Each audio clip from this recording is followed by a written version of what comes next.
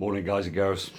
It is morning, just about. I've just woke up and I was looking at all the lovely comments on the new song that I uploaded, Lead the Way, on YouTube. I thought today would be a good idea to break it down, show you how I did it and what's going on in it. And I did actually get a good mix on the final mix, I don't feel. So there's a lot of stuff going in on there, which is the same with all my songs that you can't hear, which is probably more impressive than the lead guitar. So I need to sort my levels out. I think guitarists always do that. Chuck the guitar right up the front so you can't hear anything else. Let's break it down today. Hopefully, I've never done anything like this before, so hopefully it's going to work out and hopefully you might enjoy it a little bit. And just thank you for all the lovely comments. It's not very often I get much feedback with the songs, but no, thank you. It really means a lot for anybody just to say that it sounds nice or something like that, you know? So let's get going. I will pick up the old guitar and I'll show you the first riff. Kind of pretty much wrote this whole song. So let's do it. Lovely job. This is about the fifth attempt because I've waffled on about theory way too much, and I know a lot of my subscribers aren't musicians or would find the theory extremely boring. We won't bother with that. What we'll bother with is just how I come up with it in a non-theoretical way. How the hell are we going to do that? But pretty much I'll go, right, I've got a concept. I know I want to write something really cool. And I sit down for about an hour and I'm twiddling around.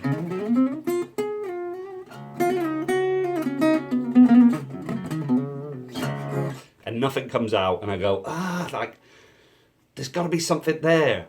And then I go for a cup of tea, forget that I was actually trying to write something. I'll pick up the guitar and I go.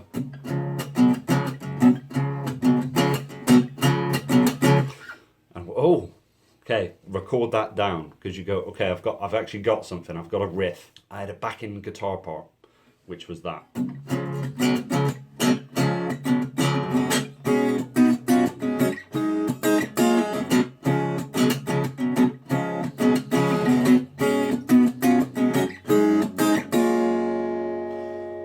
E,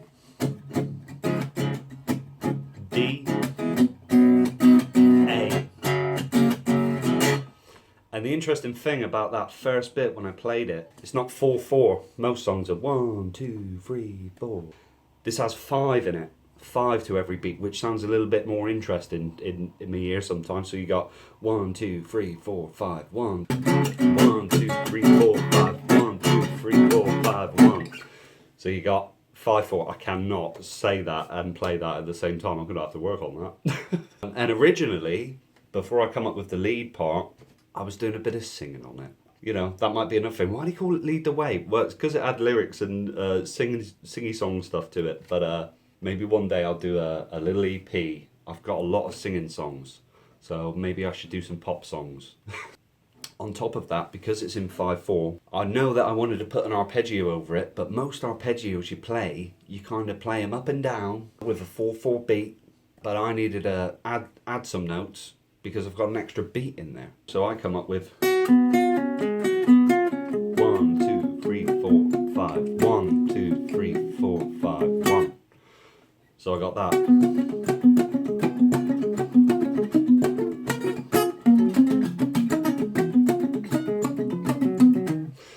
There you go. Let's get into Pro Tools. Let's see what else I put on there. Violins, drums. I've got a pad in there, so let's go into that now. So we're in Pro Tools. Thank you, Jack. That's all I could say is just thank you, Jack, because none of this would have been possible without Jack. Let's put the pad, the pad is pretty much just drone synth and guitar. I know I wanted a guitar intro with that riff that I've just shown you. So we've got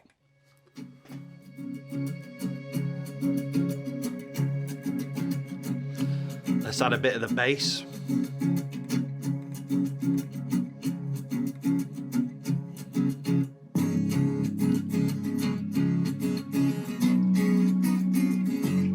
Let's take the pad out.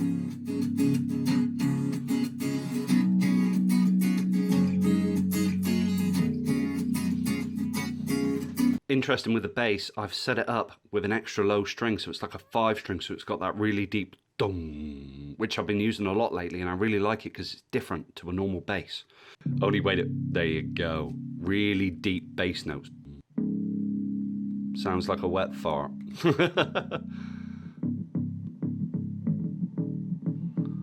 With the guitar.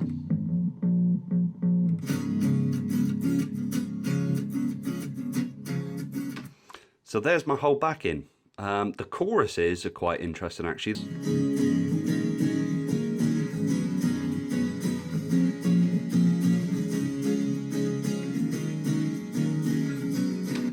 I'm going to show you how you play then. So I'd come up with the backing guitar, and then I needed a chorus. I was singing and I was doing this stretch.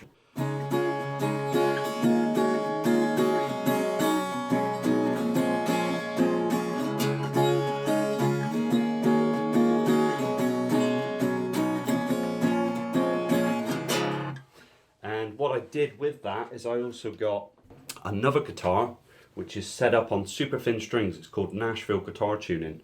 I'm going to grab it.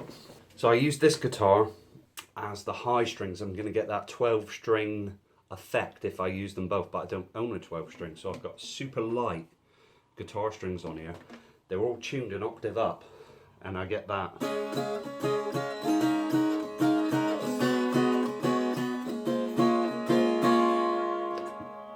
So you combine the two with the deep guitar and the high guitar, you mix them together.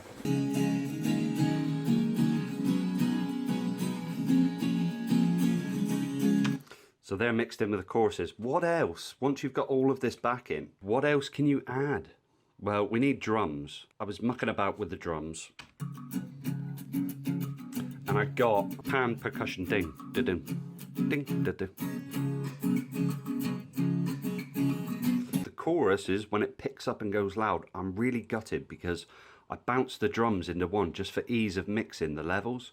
These two drum tracks are stereo drum tracks, but within that is all the drums. So they were originally separated out into about 10 tracks.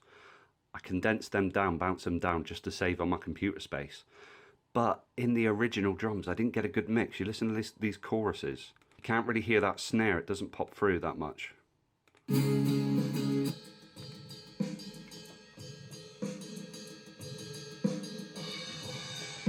Big cymbal crashes. Interested on the ride cymbal.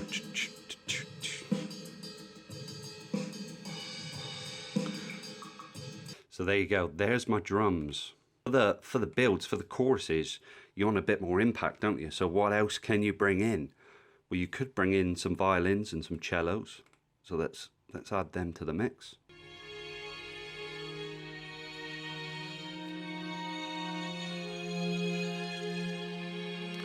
And they're just highlighting the chords that are being played over the top, just using them kind of like a synth pad, panning them left and right.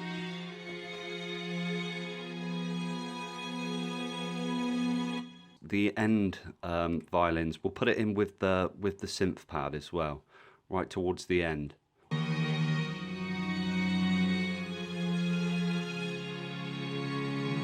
You can hear that pad coming through as well. I find this is adding depth to the track.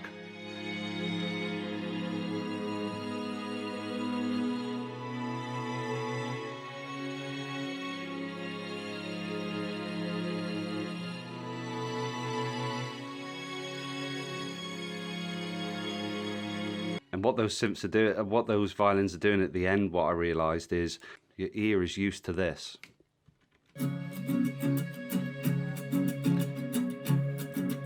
It's used to that E chord, but then at the end, you add some extra chords in there just to throw everybody off. That's what music's all about, it's a surprise, isn't it? So we got E, we're used to E, then we change.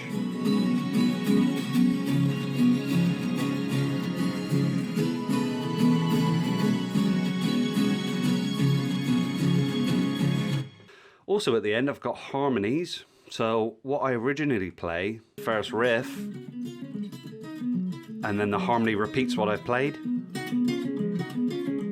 On this side, I'm playing something different, and then another harmony.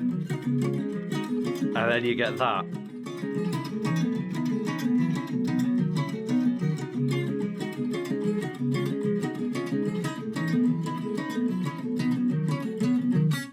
And then a little harmonic at the end, ding, that I can just about get there in time with. So there you go, guys.